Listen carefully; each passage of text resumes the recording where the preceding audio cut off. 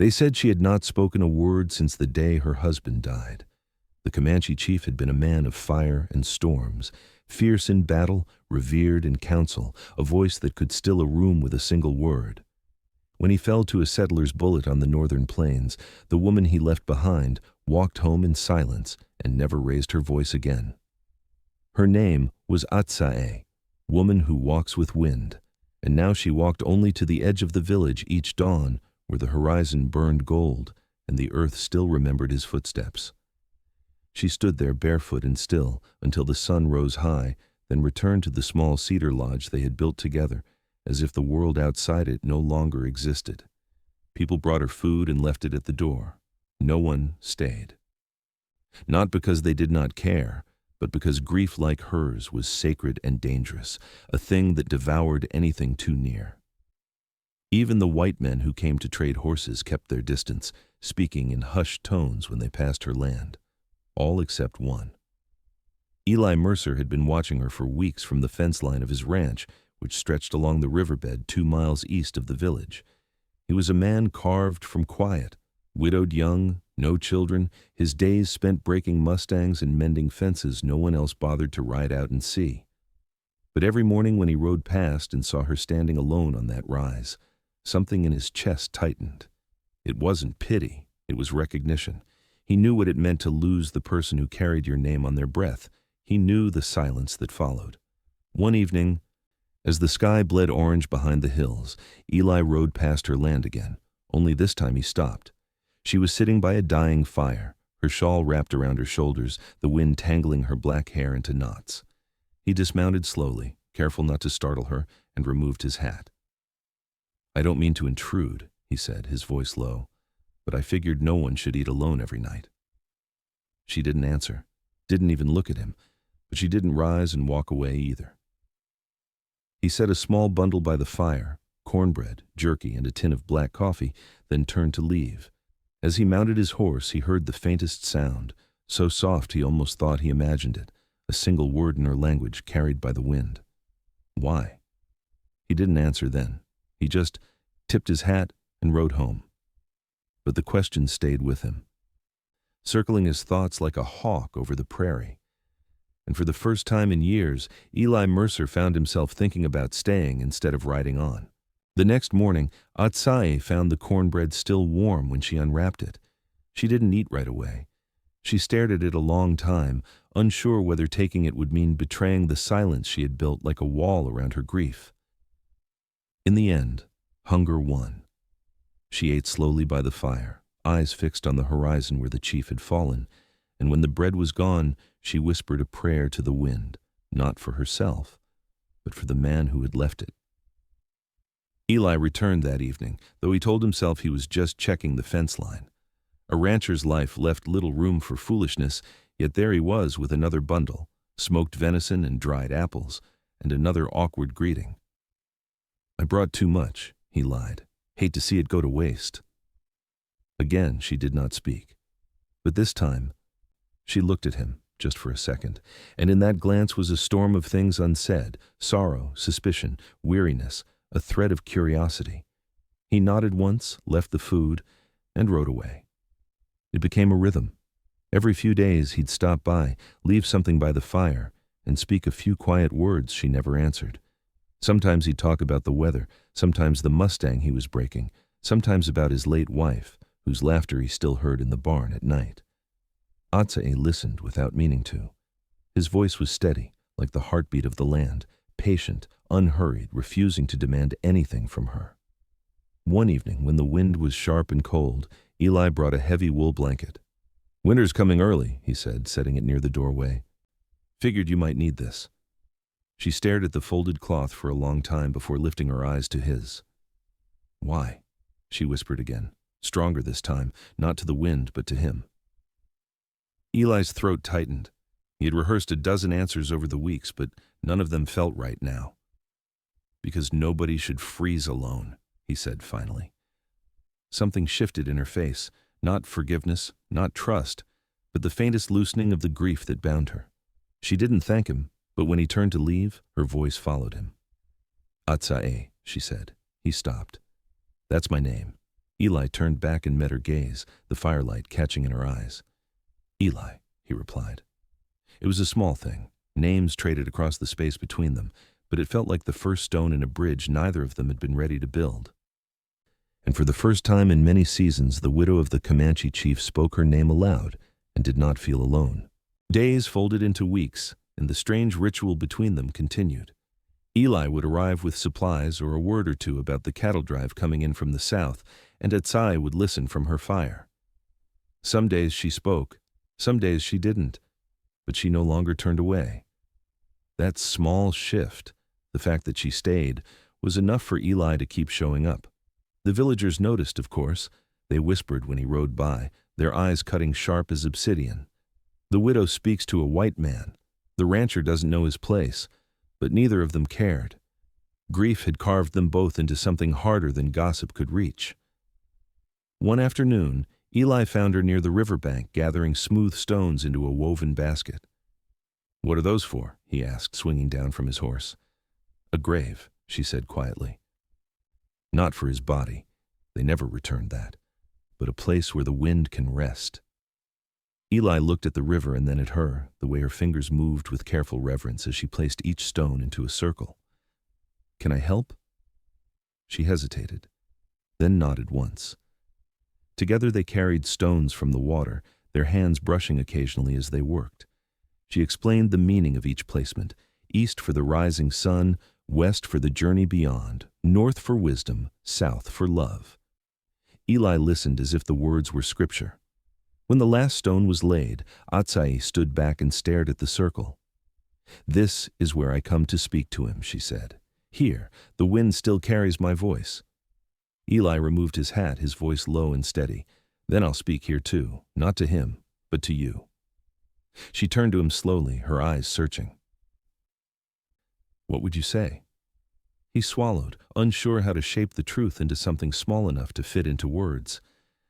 "That I know what it's like to build a grave for someone who's not coming back, that I know how heavy silence can get, and that I think you deserve more than a memory to talk to." The river murmured below them, carrying away his words like leaves on the current. Atsai's lips parted as if to speak, but no sound came. Instead, she reached down, picked up one last stone and pressed it into his palm. "Then speak," she whispered. It was not permission, it was invitation, and Eli felt it like the first thaw of spring. As the sun sank behind the ridge, two people knelt beside a circle of stones, speaking not of the dead but of the living. And for the first time since the chief's death, the wind did not sound lonely. Winter came early that year, sweeping down from the plains, with a wind that howled through the cedar lodge and rattled the ranch fences like bones. Atsai wrapped herself in the wool blanket Eli had given her and listened to the storm outside. But the cold that haunted her most wasn't in the air, it was in the memories. Every creak of the walls carried the echo of a voice that was gone. Every flicker of firelight cast a shadow that wasn't his. She told herself she had built this silence to honor him, but the truth was harder to face. She had built it to keep anyone else from stepping inside. Eli didn't knock that night. He didn't bring food or firewood or words. He just came in through the open doorway and sat on the floor beside the hearth as if he'd always belonged there. "I can leave if you want," he said quietly. "But I don't think anyone should sit with ghosts alone."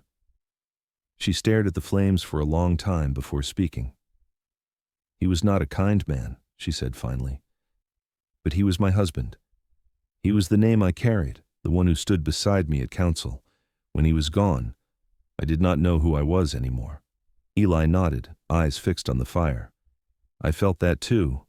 When my wife died, I didn't just lose her. I lost the man I was with her." Atsai looked at him sharply. "And who are you now?" He let out a breath that sounded like it had been trapped inside him for years. "A man trying to learn how to live again, even if it's just one day at a time." The silence that followed wasn't heavy this time. It was something else, a space that felt open, waiting. "I don't know how to do that," she whispered. "How to live when everything I was died with him." Eli's voice softened. "You start by remembering you're still here. You still wake up. You still breathe. And maybe one day you let someone sit beside the fire with you." Her throat tightened. And if the world hates me for it? Then let them, he said simply. The world doesn't get to decide when you're done grieving, and it sure as hell doesn't get to decide who helps you heal. The storm roared outside, but inside the little lodge the fire burned steady and warm. Atsai did not move closer to him, but she did not ask him to leave either.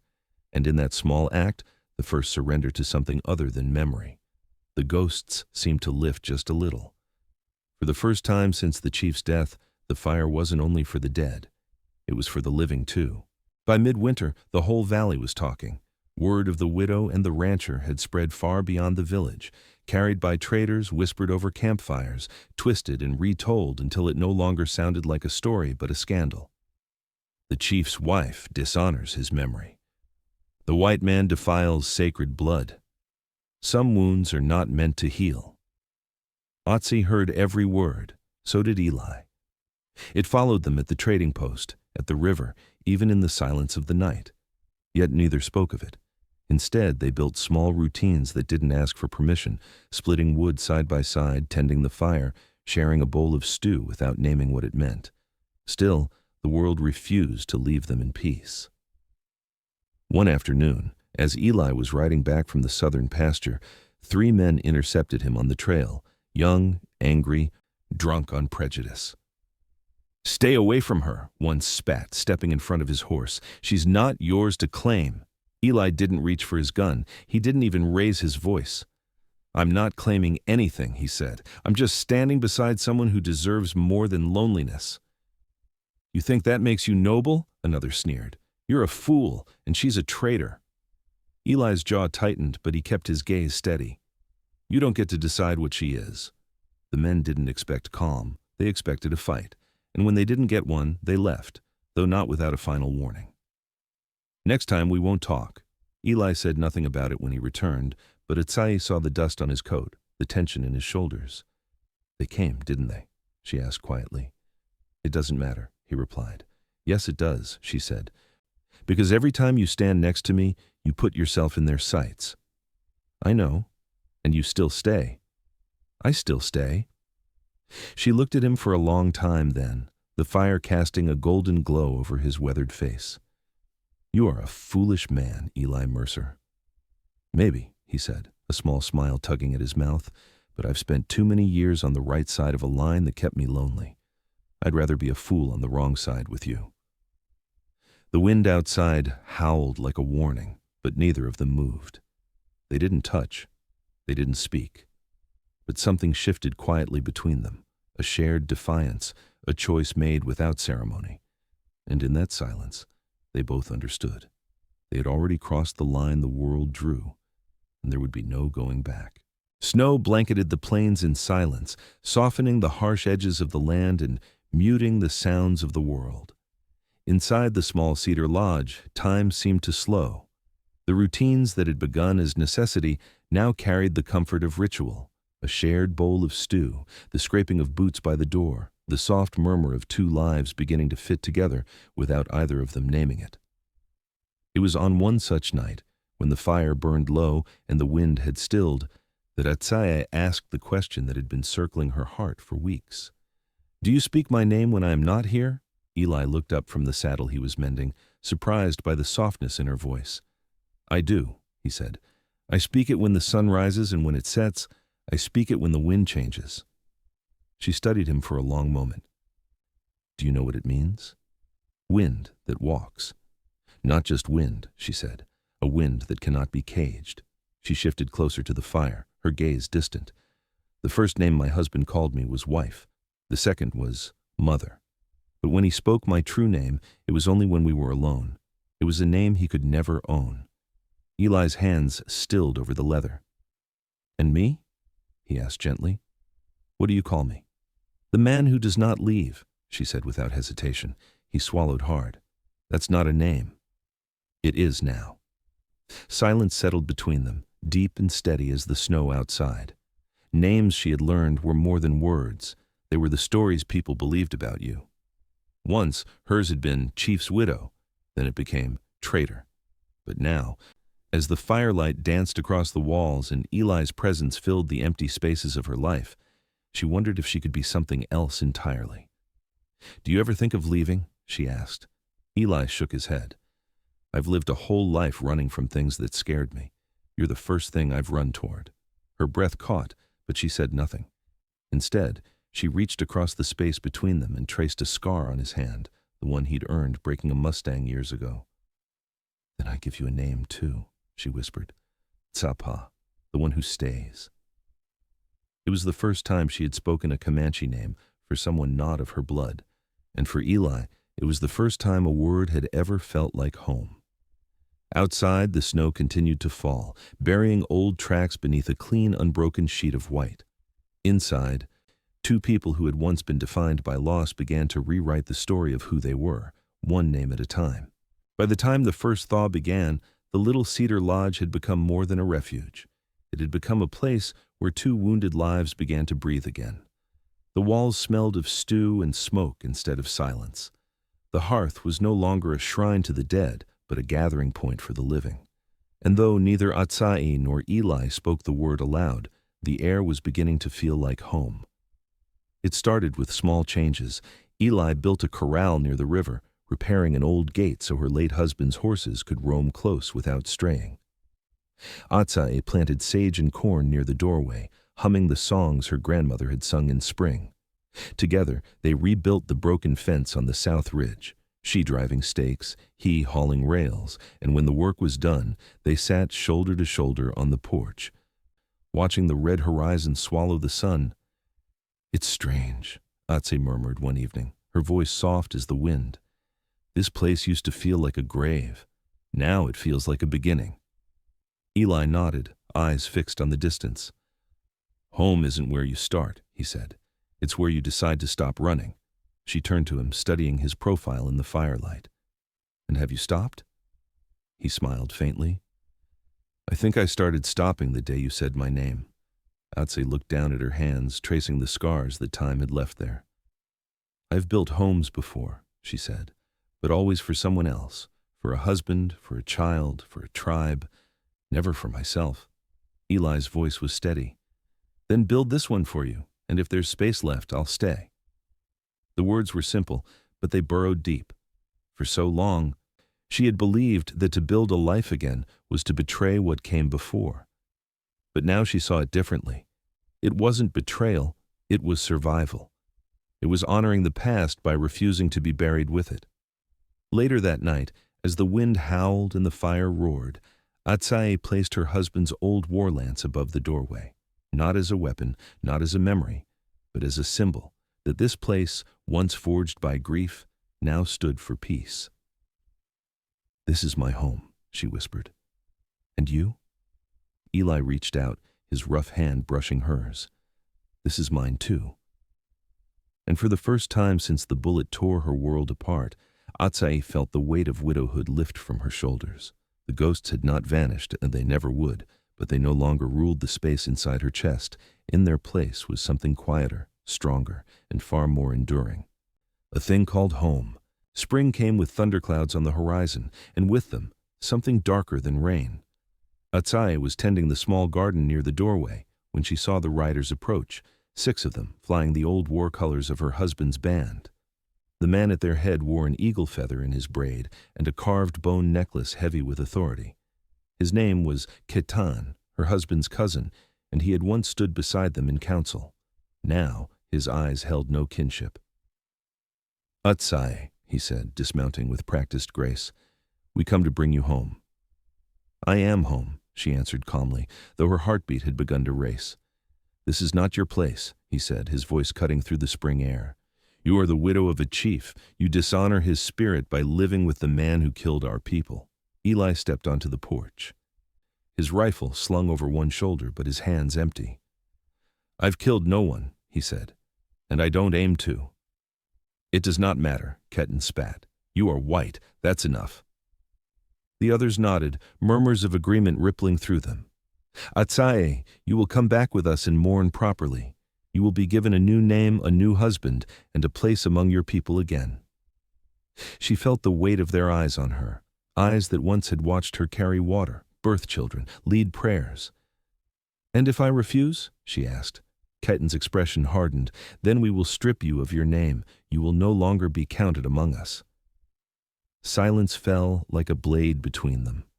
Once, those words would have broken her. Once, they would have sent her crawling back, desperate not to lose the last pieces of who she was. But that was before the long nights by the fire, before Eli's steady presence taught her that names could be built, that belonging could be chosen. Then take the name, she said, her voice steady. I have already chosen another. Ketan's eyes darkened with fury. You betray your blood. No, she whispered, I honor it by refusing to let hate be my legacy. The riders shifted uneasily, unsure what to do with a woman who did not bow. If you cross this land again with violence in your hearts, Eli said, stepping down from the porch, you'll find I protect what's mine. For a long, tense moment, no one moved. Then Ketan spat into the dust and turned his horse. You are dead to us, he said. Then let me live, Atse replied. They rode away without another word, the sound of their hooves fading into the wind. And as the first drops of spring rain kissed her cheeks, Atse realized something profound. She had not lost her people. She had simply outgrown the cage they tried to keep her in. The days after Ketan's visit were quiet, almost too quiet. Atse felt the silence settle differently now, not heavy like mourning, but spacious like a field waiting to be planted. For the first time, she walked through her land without feeling like a guest in her own life. The garden sprouted green shoots, the horses grazed by the river, and at night when the fire cracked softly and Eli's steady breathing filled the small cedar lodge, she felt something she had once believed impossible. Peace. Yet peace, she knew, was not the same as safety. They might come back, Eli said one evening, his voice low as he whittled by the fire. I'm not afraid of them, Atse replied. Not anymore. I'm not talking about fear, he said. I just want to know that if things get worse, you'd leave with me. She looked up sharply. Leave. Head west. Start fresh. Somewhere the past can't reach us. Atse shook her head. If I run again, I tell them they were right, that I don't belong here. But this land, this is where he is buried in the wind. This is where I buried the woman they tried to make me. And this is where I built something new. Eli set the carving aside and reached for her hand. Then we stay, he said, no matter what comes. Her eyes softened. And if I asked you to leave? Then I'd still stay, he answered, his voice barely above a breath, because staying isn't about the land, it's about you. Something in her chest shifted then, not a spark, but a slow, glowing warmth that spread until it filled every hollow space grief had carved. Do you know, she whispered, that no man has ever asked to stay before? Then let me be the first. They sat there long after the fire had burned low, their hands entwined, the silence no longer empty but alive. Outside, spring rain pattered softly against the earth, and the scent of wet sage drifted through the door. It felt like a promise, not of forever, but of the choice to wake up tomorrow and build something together again. The next morning, Atse hung a woven blanket across the doorway, stitched with patterns of sun and wind. It was a signal to anyone passing by. This was a home, not a hiding place, a life, not a shame. That night, Eli carved a piece of cedar and etched 2 words into its surface. Here. Together. He nailed it to the porch post where the wind could touch it, and as they stood side by side beneath the stars, Atse whispered the only words that mattered. Then here we stay. And in that quiet vow, everything changed. Summer came slow and golden to the valley, the river swelling with snowmelt and the prairie bursting with wildflowers. Life, once measured only by loss, was now marked by small, beautiful routines. Morning walks to the river, afternoons mending fences, evenings spent watching storms roll across the horizon from the porch. The land that had once been a graveyard for memories had become something gentler, a home built not from forgetting, but from choosing to live. One warm evening, Atse stood on the ridge where she had once waited for the sunrise alone. The wind lifted her hair, carrying with it the scent of sage and rain. Eli came up behind her, quiet as he always was, and stood without speaking. Do you remember the first time you came here? She asked. I do, he said. You didn't speak a word. I didn't know how, she whispered. I thought if I spoke, everything I had lost would blow away with the wind. And now? She turned to him, her eyes soft but steady. Now I speak because I want everything I have to stay. They walked back to the lodge hand in hand, the sun dipping low and painting the sky in streaks of crimson and gold. Neighbors, some who once crossed the street to avoid them, now waved as they passed. Children brought baskets of berries to trade for stories. Even a few of the men who had spat at Eli on the trail nodded in silence. Forgiveness had not come quickly, nor had it come from everyone, but it had come enough, and enough was more than they'd ever expected. That night they hosted a gathering, a small one, just a few families from the village and the ranchers from nearby homesteads. They cooked together over the fire and shared stories long into the night. Someone asked how they had come to build a life here, and Atsai's answer was simple. We stayed, she said. When the world told us to leave, we stayed. When hate tried to push us apart, we stayed. And when the wind tried to carry away what we had, we built something heavy enough to hold. As the fire crackled and the stars gathered above them, Eli slipped an arm around her shoulders and kissed the top of her head.